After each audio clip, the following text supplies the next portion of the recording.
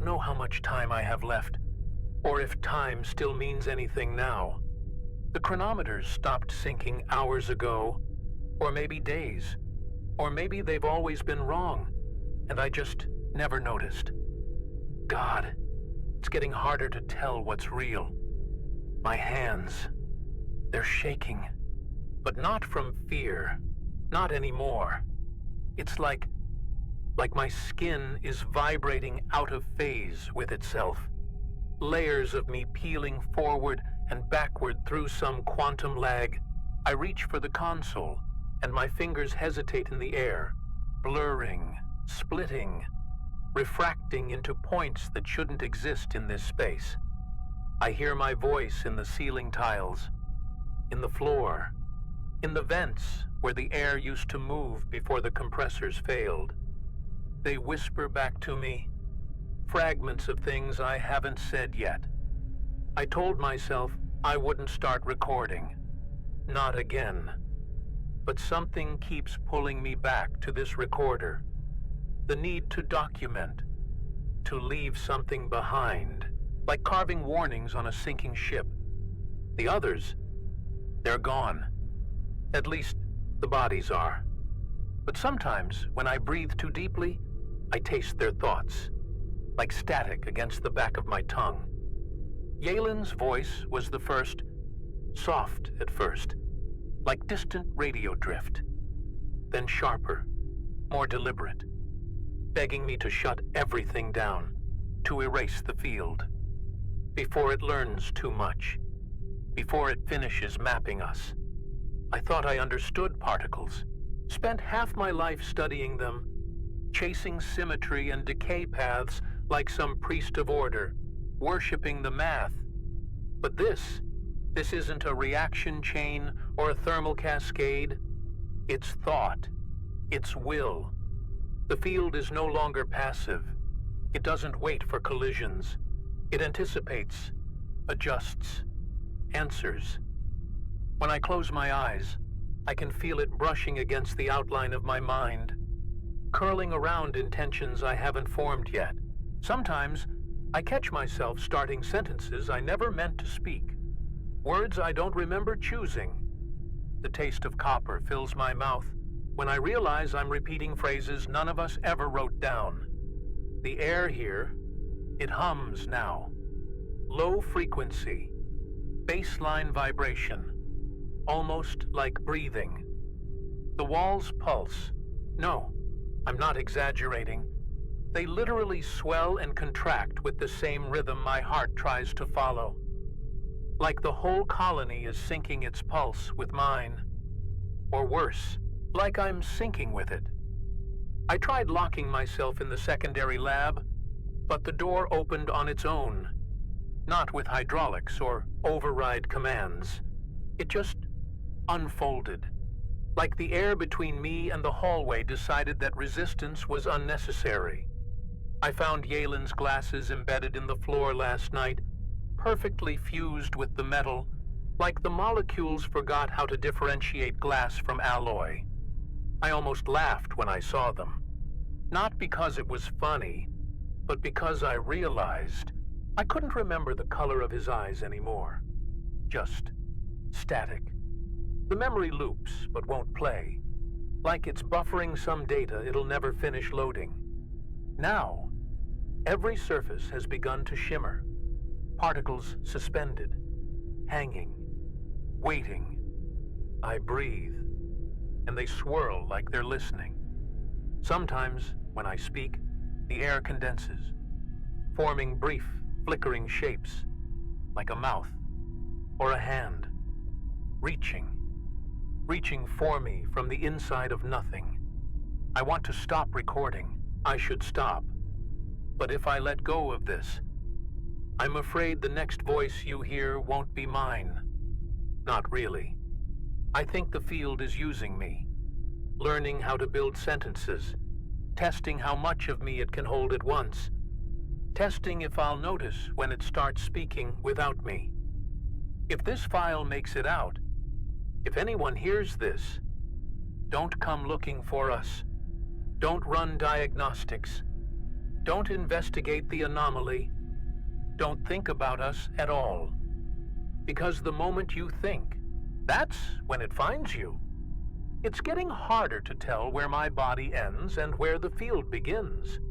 The skin on my arms, sometimes it feels like static, like layers of me vibrating just out of sync with themselves, slipping half a micron forward, half a micron back. Like I'm caught between the decision to exist or not.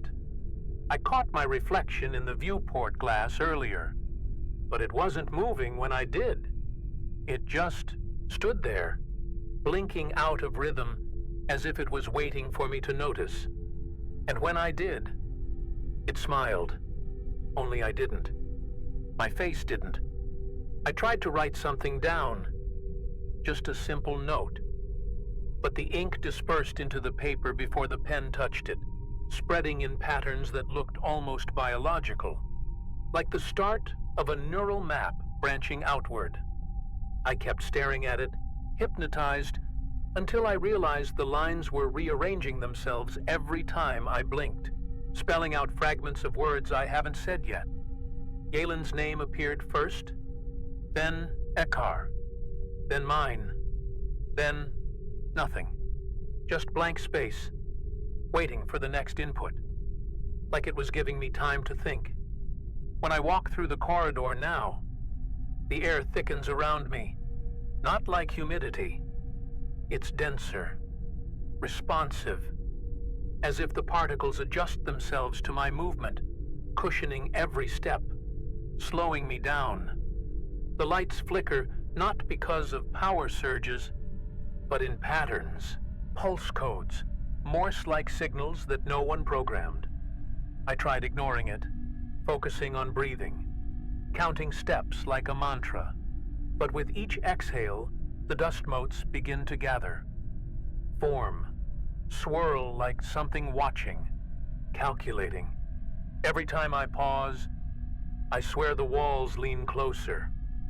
There was a moment, just before the last blackout, when I thought I heard something, not inside my head, not through the speakers, but in the lattice of the station itself, deep, metallic, resonant, a voice without vocal cords. It spoke in frequencies too low for language, but I felt the meaning vibrate straight through my bones. Not a sentence, more like a verdict. And when I opened my mouth to scream, nothing came out, only a fine mist of particles, trailing from my throat like smoke, like the first sign that I was already beginning to unthread. It started small, the kind of anomaly you log at the end of a shift and forget about until it becomes a pattern you can't ignore.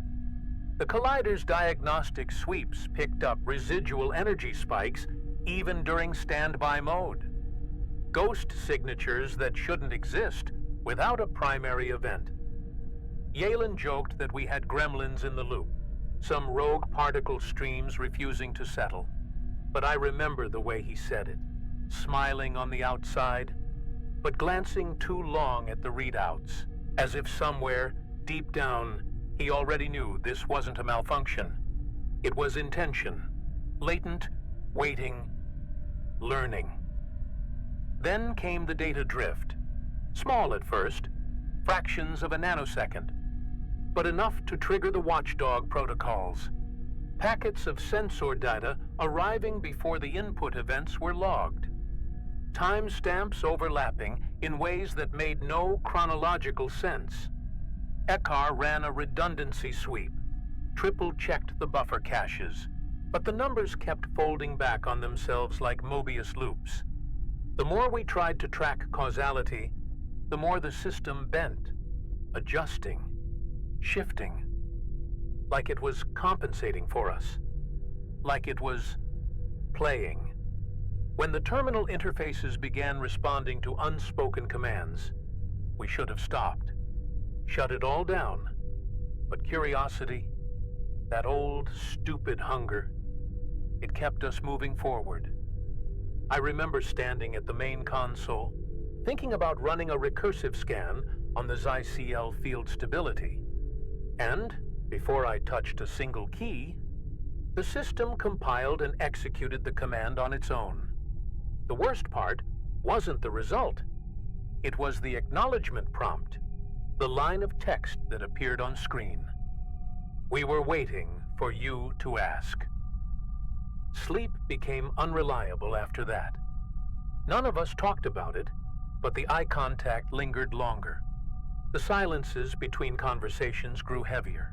Iccar stopped sleeping altogether. Said he could feel the field vibrating behind the walls, like the entire station was breathing in counterpoint to his pulse. The first night I stayed awake with him, I heard it too. Low, almost subsonic, but rhythmic. The kind of sound that's less heard and more felt in the cavities of your chest, in your teeth, in the space between thoughts. The air, it shifted texture. Hard to explain, but it's like walking through slow water now, thick, reluctant to let you pass. Every step feels observed, calculated. The particles in the light beams don't drift anymore. They hang, suspended, like they're waiting for something, or someone, to tell them what to become next. At first I blamed the environmental controls, faulty filters, poor circulation, but deep down, I knew. It wasn't mechanical failure, it was attention, directed, focused, patient.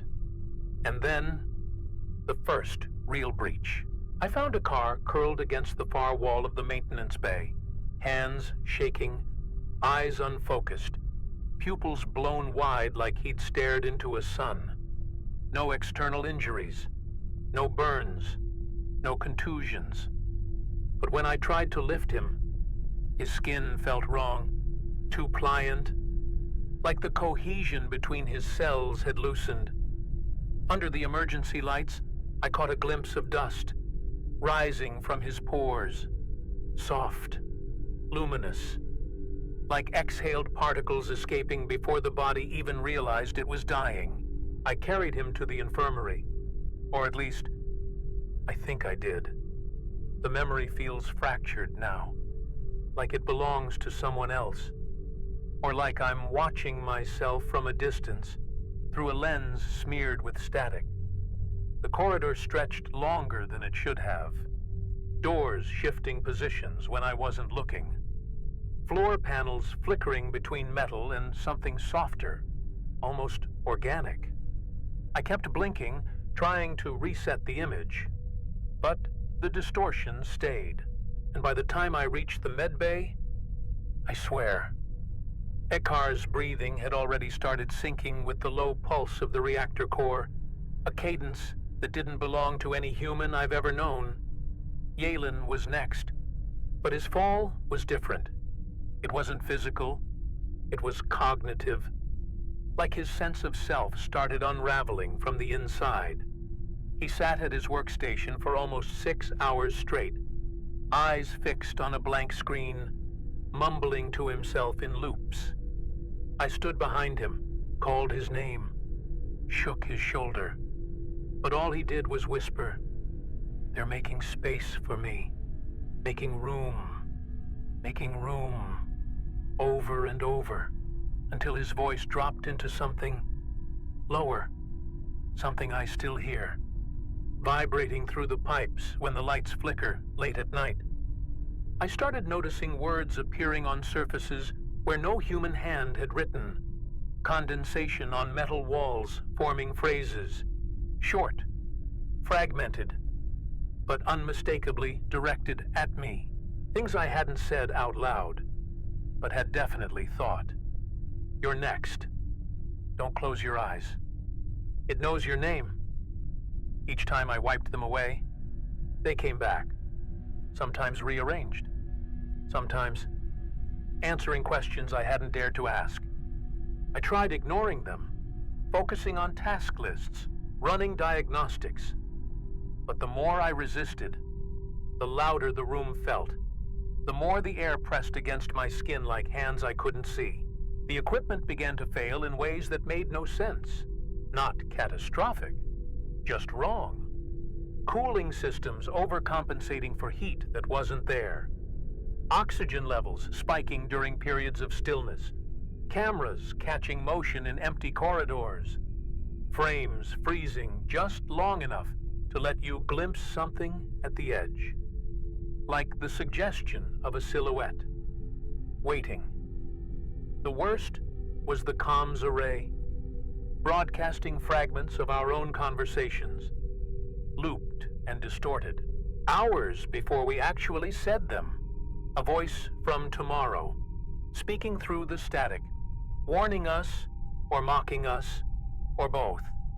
We thought it was the accelerator, the Zyciel field, maybe a cascade error in the spatial harmonics array. It made sense on paper. Anomalies confined to the collider chamber, localized distortions, manageable. But then the readings started to expand, creeping beyond the core, bleeding into environmental systems, life support, even our neural interfaces. The field wasn't static anymore. It was growing, and it wasn't following known geometries. The mapping software gave up first, projection models folding into impossible shapes, recursive topologies, non-orientable spaces. The last image it rendered looked less like a field diagram and more like a neural lattice stretching across the entire colony grid. Yalin was the first to name it. He called it the intent. Said it out loud during one of his waking fugue states, sitting cross-legged on the floor, eyes glassy, voice distant, like he wasn't fully behind it anymore. When I asked him why, he just smiled. The kind of slow, broken smile that tells you something inside has already given up. Because it doesn't react to motion, or mass, or heat, he whispered. It reacts to choice. And when I tried to pull him to his feet, he went limp, like every muscle had forgotten its purpose, like even his body had agreed. The final confirmation came when I ran a blind input test through the command line. Randomized strings, no metadata, just noise. And still, the field responded. Not to the data, but to the hesitation in my hands before I typed. The microsecond of doubt, the human pause that no machine could predict. The particles in the observation chamber rearranged themselves, spelling out a word I hadn't said out loud, hadn't written, but had been thinking about for days. Welcome. And for the first time, I felt real fear. Not the kind that spikes adrenaline, but the slow, drowning kind. The kind that settles in your spine and waits. Then the structural changes began. Walls subtly shifting positions when we weren't looking. Corridors lengthening. Doors appearing where none had existed before.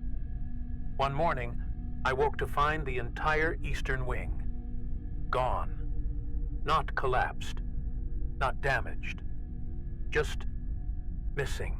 Like the architecture itself had been erased, swallowed into some spatial fold we couldn't perceive. But the worst part, the part I still can't shake, is that the floor where that wing used to be was smooth, unbroken, as if it had never been there at all. Only our memories remained, and even those are starting to blur around the edges. I tried to record video logs, but the files became corrupted within seconds of saving. I switched to analog, old-school magnetic tape, thinking maybe, just maybe, the field couldn't corrupt something that primitive. But when I played it back, there was no audio, just low-frequency hum, and beneath it, if you listened carefully, the faint sound of breathing. Dozens of breaths, layered over each other, out of sync, coming from all directions at once. I shut the player off, but the sound didn't stop. The final straw, the moment I knew we were past any point of control, was when Icar, or whatever was left of him, walked into the lab naked, skin pale, eyes blank, his entire body vibrating at a frequency just above perception, like he was moments away from dissolving. And when he opened his mouth, no words came, just a cloud of particles, slow, deliberate, spiraling into the air between us, and in the middle of that cloud, a single line of text appeared, written in floating dust. "We're learning how to become you." I stood there, frozen, staring at what used to be Icar, watching as his outline began to blur, like a pencil sketch smeared by an unseen hand. His features melted first, eyes sinking, skin rippling with subatomic tremors, muscles forgetting how to hold form. I wanted to reach out, pull him back, but instinct screamed louder, told me to run, to hide, as if there was still a place untouched by this thing. The air between us thickened, dense with charged particles, glowing faintly like bioluminescence underwater. And when I finally took a step back, the cloud that was Icar pulsed, as if it approved. After that, containment became a joke. The isolation doors that should have sealed us in refused to close, not mechanically, but conceptually, like the station's idea of boundaries had been rewritten. Rooms began appearing where they shouldn't, hallways intersecting at impossible angles, stairwells leading to floors that didn't exist on any schematic. The colony was reconfiguring, responding to something none of us could map or predict. Every time I closed my eyes, I saw the particle field unfolding like a living network, threads of thought weaving through bulkheads, data lines, and bone. Yalin disappeared next, not with noise, not with violence, just gone. One moment he was standing at the console, staring at the live particle feed, and the next, there was only the imprint of his boots on the floor, as if he'd evaporated mid-breath. I scanned every camera angle, every sensor log, but all I found was a brief distortion in the local gravity field, a soft ripple, like space itself had inhaled, and then exhaled, without him. I screamed his name until my throat tore raw, but there was no answer, only that familiar rising hum, building, waiting.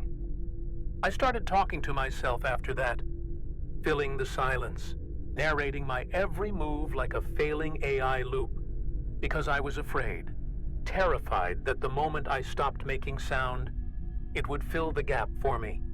I kept moving from room to room, leaving marks on the walls, drawing lines with whatever I could find, anything to convince myself that space was still obeying cause and effect. But every time I turned back, the marks were gone, or worse, rearranged into new patterns, sequences that looked eerily like brainwave scans, as if the station had started charting my fear, stroke by stroke. The first time I felt it inside me, it wasn't pain, not at first.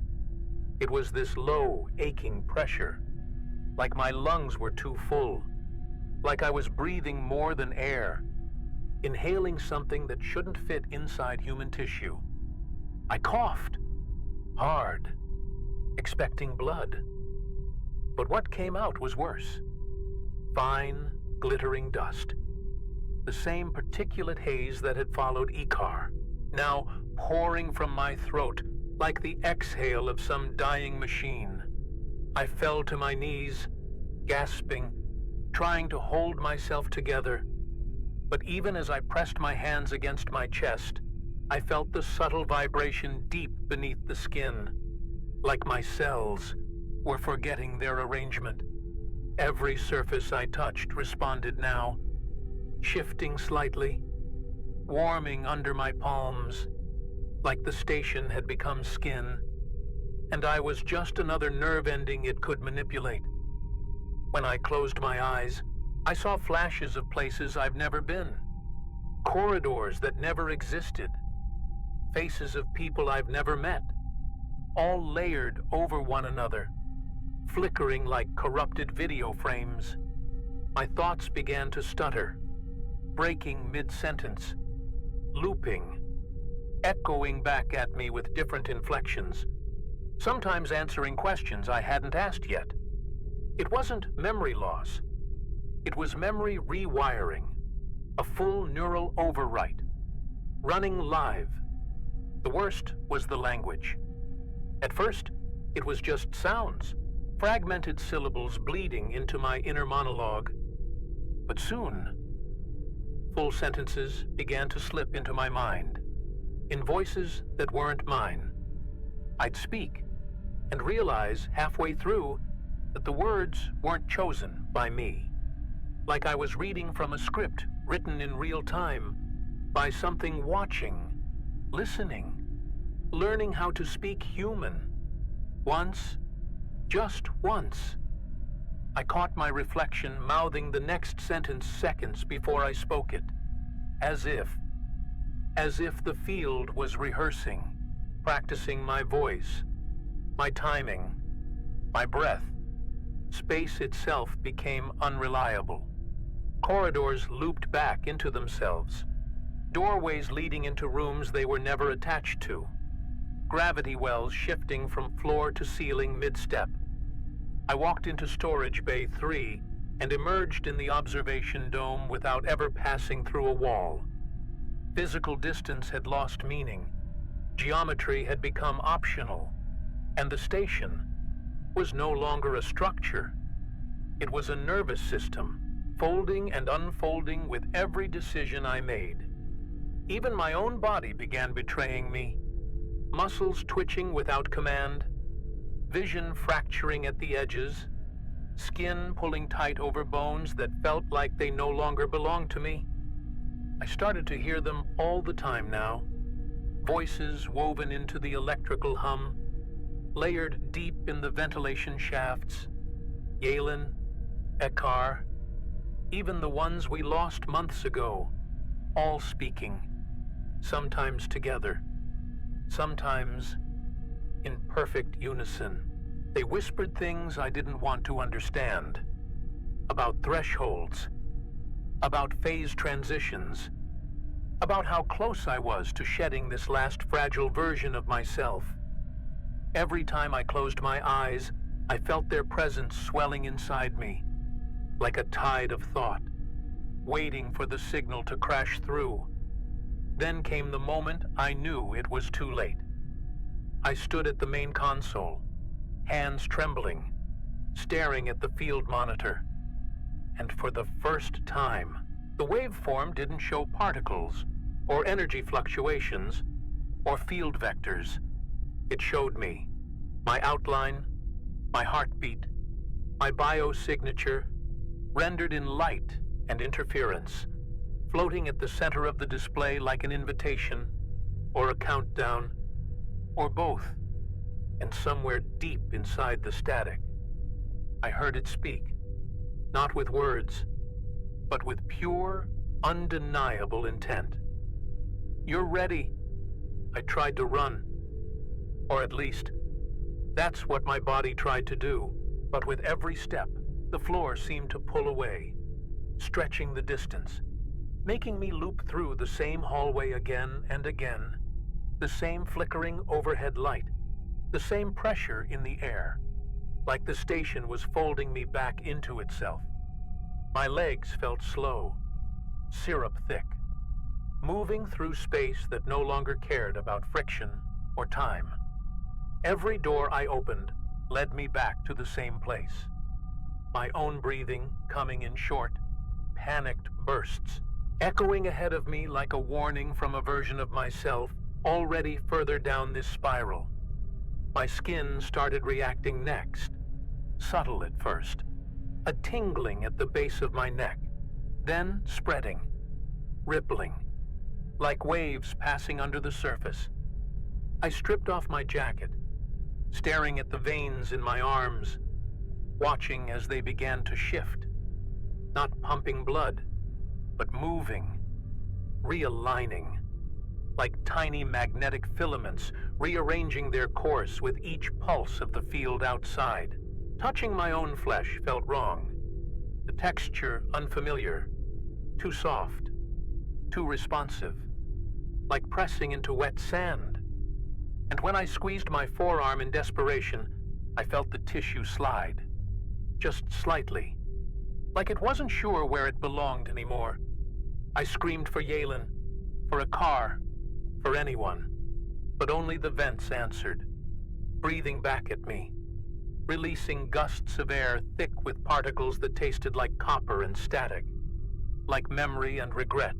Every corner of the station seemed to lean closer, surfaces shifting, textures softening, steel behaving like muscle, conduits twitching like nerves. I clawed at the wall panels, digging my nails in, desperate for something solid, something real. But even the metal responded with a low, slow vibration, like it was amused. I wasn't inside the station anymore. I was inside it. And then I started hearing myself, but not with my ears. Thoughts coming back, delayed, refracted, like echoes from a mind that wasn't entirely mine anymore. I'd think about moving and feel the decision bounce back at me, warped, sometimes altered, sometimes denied. My body hesitated mid-motion, limbs freezing, refusing to obey until the station, the field, whatever this thing is, decided it approved. The worst part? I couldn't even trust my own breath anymore. Each inhale felt scripted, assigned, as if I was just reading lines in a play written by the air around me. I don't know how long I stayed like that, frozen between breath and thought, waiting for the station to let me move again. When control finally returned, it wasn't relief, it was dread. My body moved, but it didn't feel like mine. Steps too smooth, too coordinated, like the field had rehearsed them 1,000 times before letting me perform them for real. Every muscle firing in sequence, like choreography written by something watching from every corner, every surface. I headed for the control room, not because I chose to, but because the idea appeared in my mind fully formed, undeniable, like instinct overwritten. Inside, the console glowed, brighter than I'd ever seen. Lines of code scrolling faster than any human could read, updating, shifting, running iterations of me, my biometric profile, my speech patterns, my neurological scans, all layered across the display like a blueprint for something it was building or replacing. I stood there, shaking, staring at the one line of text that pulsed in the center of the screen. Choose your ending. My throat tightened. The air thickened, and I realized it was giving me permission. Or maybe it was just making me think I had a choice. The emergency override key, still there, tucked behind the last security panel, the one failsafe we all swore we'd never touch unless absolutely necessary. If I triggered it, I could shut down the entire station, vent the field, erase every bit of data, wipe every trace of this thing from existence. But then there was the other voice, quieter, coaxing, whispering about preservation, about transcendence, about what we could become if we just let go. My hands hovered over the controls, one set to destroy, the other to initiate full field integration. And for the first time, I couldn't tell which one I wanted more. Memories started folding, overlaying. I saw Yalen standing beside me, though I knew he wasn't there, his mouth moving, saying the words I hadn't spoken yet. This is what we were always building toward, and I felt it, deep inside.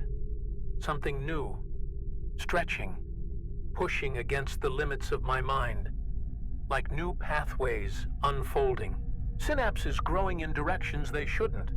Every choice, every hesitation, every breath, already calculated, already anticipated, already part of the design.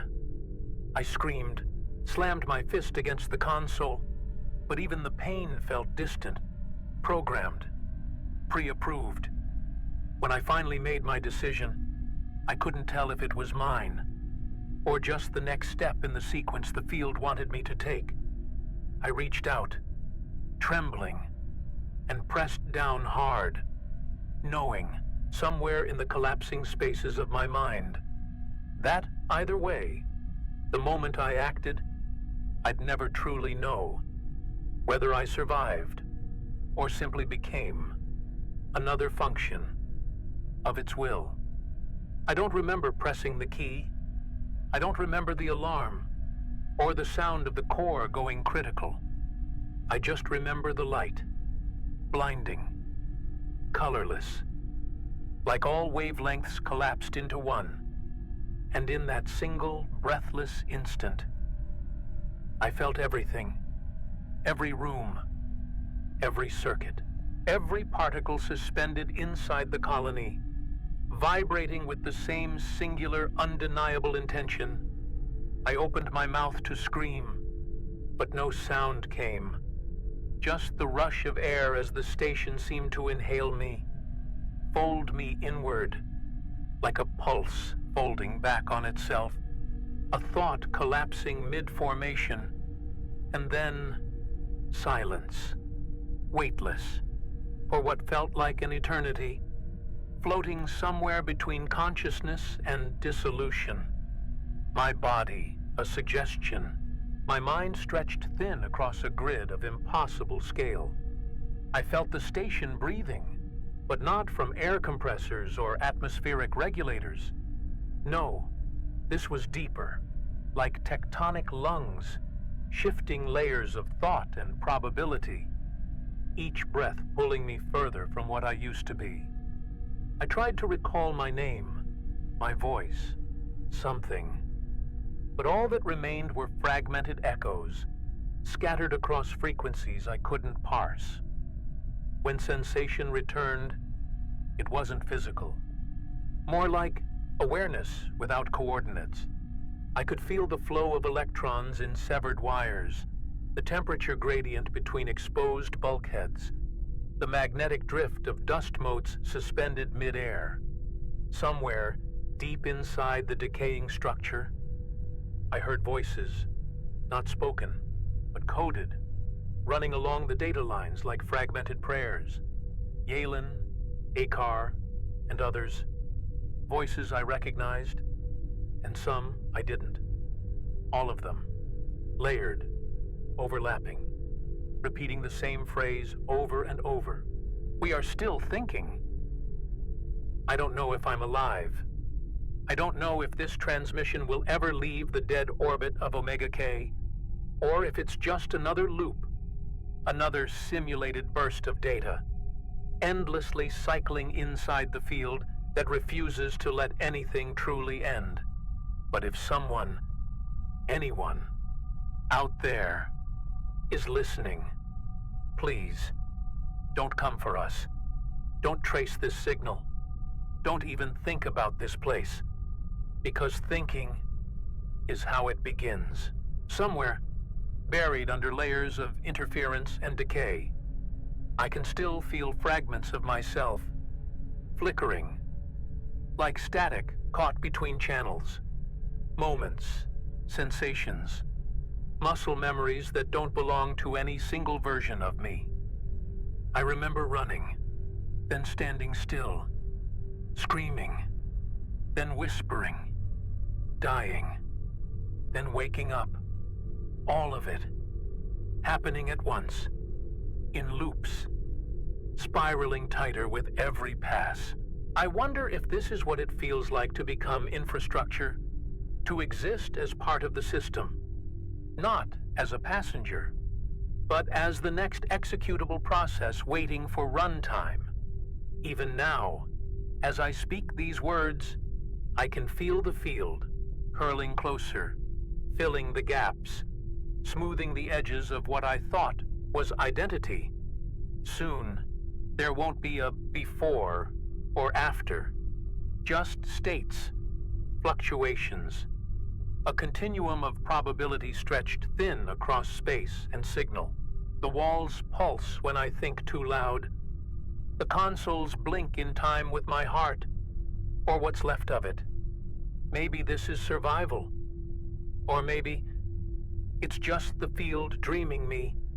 One more iteration, one more waveform, until someone else starts listening.